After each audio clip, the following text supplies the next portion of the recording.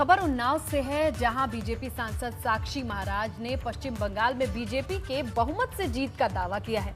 साक्षी महाराज ने पश्चिम बंगाल की मुख्यमंत्री ममता बनर्जी पर कटाक्ष करते हुए कहा कि दीदी की हमेशा के लिए सत्ता से विदाई तय है। नहीं, घुसपैठ तो बहुत पहले से देश में हो रही है और उस घुसपैठ को रोकने के लिए और घुसपैठियों को निकालने के लिए सरकार कानून बना करके लेके आई। उसके लिए बवाल खड़ा हुआ देश भर में। लक्ष्य कुछ है, कहानी कहीं और है। ऐसे विभिन्न राजनीतिक दल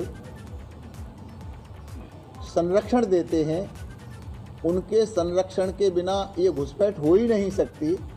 लेकिन मोदी हैं तो निश्चित रूप से इसमें हम कारगर कार्रवाई करने वाले हैं। बड़ी खबर आजमगढ़ से, सपा के पूर्व विधायक बृजलाल सोनकर पर एफआईआर दर्ज की गई है। जमीन विवाद में ये केस दर्ज किया गया है। सिधरी थाने में ये एफआईआर दर्ज की गई है। विधायक पर साथियों के साथ मिलकर मारपीट का भी आरोप लगा है। बड़ी खबर आजमगढ़ से, जमीन विवाद केस में सिधारी थाने में एफआईआर दर्ज की गई है। विधायक और साथियों पर मिलकर मारपीट करने का ये आरोप लगाया गया है। आजमगढ़ के सपा के पूर्व विधायक हैं बृजलाल सोनकर, इनके ऊपर एफआईआर दर्ज किया गया है। आरोप है कि साथियों के साथ मिलकर मारपीट की। ऑपरेशन माफिया के तहत प्रयागराज में आज भी कार्रवाई की गई है। अतीक अहमद के कब्जे से खाली कराई गई है जमीन, ये इस वक्त की बड़ी खबर है। अतीक के कब्जे में 300 वर्ग गज की सरकारी जमीन है। चकिया इलाके के अतीक के दफ्तर के पास की जमीन है। इस जमीन पर अतीक अहमद के पालतू जानवर बांधे जाते थे। कुछ देर में ही जमीन को खाली कराने की कार्रवाई शुरू हो जाएगी। अतीक के कब्जे की ये जमीन अब खाली कराई जाएगी। बताया ये जा रहा है कि अतीक के पालतू जानवर इस जमीन पर बांधे जाते थे। तो ऑपरेशन माफिया के तहत माफियाओं के संपत्ति को या तो विध्वंस, नष्ट करने या फिर इस तरह से अब कार्रवाई का चाबुक चल चुका है। अतीक के कब्जे की जमीन पर कार्रवाई हुई है। ज्यादा जानकारी लेते हैं हमारे सहयोगी मोइन से। मोइन, बताइए कि कब ये शुरू होगी कार्रवाई, क्या जानकारी मिल पा रही है आपको जमीन ग्राउंड से? सरकारी अमला चकिया इलाके में उस जगह पर पहुंच चुका है जहां पर तकरीबन 300 वर्ग गज की जगह पर अतीक अहमद ने अवैध तरीके से कब्जा कर रखा था। ये नजूल की जमीन थी। नजूल यानी सरकारी संपत्ति थी जिस पर अतीक अहमद के और उसके परिवार के लोगों ने गलत तरीके से काबिज थे। ये लोग काफी दिनों से अतीक के दफ्तर के ठीक सामने की ये जगह है और यहाँ पर अतीक अहमद के जो पालतू जानवर थे वो बांधे जाते थे। घोड़ों को रखने के लिए अस्थायी तौर पर एक अस्तबल भी बनाया गया था।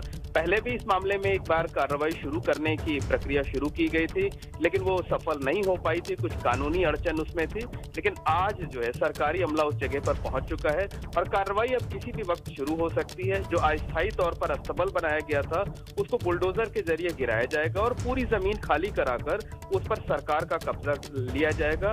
वहां पर एक बोर्ड लगा दिया जाएगा कि ये सरकारी संपत्ति है, अब यहाँ पर किसी तरह का कोई अतिक्रमण ना होने पाए और अगर कोई अतिक्रमण करता है तो उसके खिलाफ कानूनी कार्रवाई की जाएगी। तो ऑपरेशन माफिया के तहत, ऑपरेशन नेस्तनाबूद के तहत संगम नगरी प्रयागराज में ही सबसे ज्यादा कार्रवाई की गई है और कार्रवाई का चाबुक जो है वो सबसे ज्यादा पूर्व बाहुबली सांसद और जिसे माफिया घोषित किया गया है अतीक अहमद और उसके करीबियों पर चला है। बिल्कुल कड़ी में आज भी ये कार्रवाई चल रही है और अब तक प्रयागराज की बात करें तो प्रयागराज में अब तक इस तरह से 50 से ज्यादा कार्रवाइयों को अंजाम दिया जा चुका है। बिल्कुल मोहम्मद मोइन हमारे सहयोगी ये जानकारी दे रहे थे, आपका शुक्रिया। जहां पर अब से थोड़ी ही देर बाद टीम पहुंच जाएगी। जो जमीन बताई जा रही है वहां पर एक अस्थायी अस्तबल है और यहां पर अतीक के पालतू जानवर बांधे जाते थे, जिनमें घोड़े का शौक था उसे, तो वो अस्तबल बनाकर वहां पर उसे रखता था।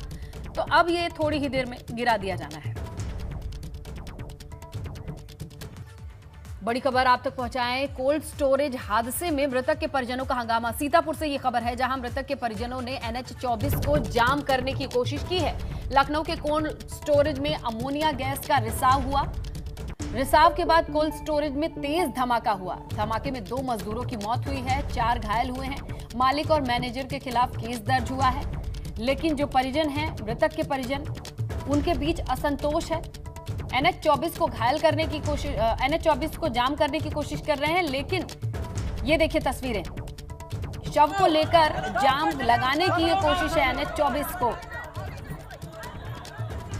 ये देखिए काफी ज्यादा लोग निकल आए हैं अपने घरों से, अपने गांवों से इस सड़क पर, जहां कोल्ड स्टोरेज में अमोनिया के रिसाव के बाद बड़ा धमाका हुआ है। 2 मजदूरों की जान गई है और ये जिस गांव के हैं वहां के लोग परिजनों के साथ मिलकर विरोध जता रहे हैं। हालांकि मैनेजर पे केस किया गया है, लेकिन यहाँ पर इनकी मांगे और भी हैं। इन्होंने अपने परिवार के मुखिया को खोया है, इनकी भी कुछ मांगे हैं, इंसाफ चाहिए। और ये देखिए पूरे गांव के लोग मृतक के परिजनों के साथ इस मुहिम में उनके साथ हैं और NH-24 को जाम करने के लिए अपने गांव से निकल कर आए हैं। मामला है कोल्ड स्टोरेज के धमाके का, जहां पहले अमोनिया गैस के रिसाव के बाद कोल्ड स्टोरेज में धमाका हुआ और जान गई है 2 मजदूरों की, कई घायल हुए हैं।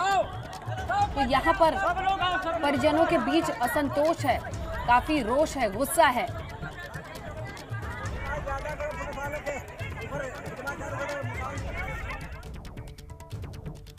और उधर पंचायत चुनाव में बीजेपी की जबरदस्त तैयारी है।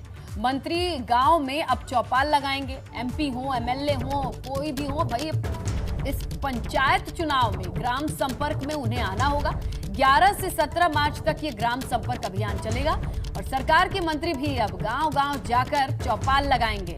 तो ये है रणभेरी, जहां पर पंचायत चुनाव को कहीं भी किसी भी नजरिए से हल्के में नहीं लिया जाता है। उत्तर प्रदेश में जहां अब हर जनप्रतिनिधि को चौपाल लगाना होगा गांव-गांव में, और यहां पर लक्ष्य ये दिया जाता है कि घर घर को साधें, अपना वोट बैंक देखें।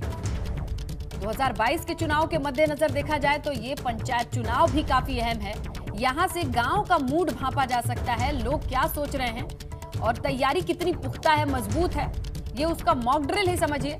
तो ऐसे में बीजेपी ने अपना कार्यक्रम तय कर दिया है, रणभेरी सजा दी है कि MP MLA भी अब गांव का रुख करें, ग्राम संपर्क अभियान का हिस्सा बने। 11 से 17 मार्च तक जो चलेगा।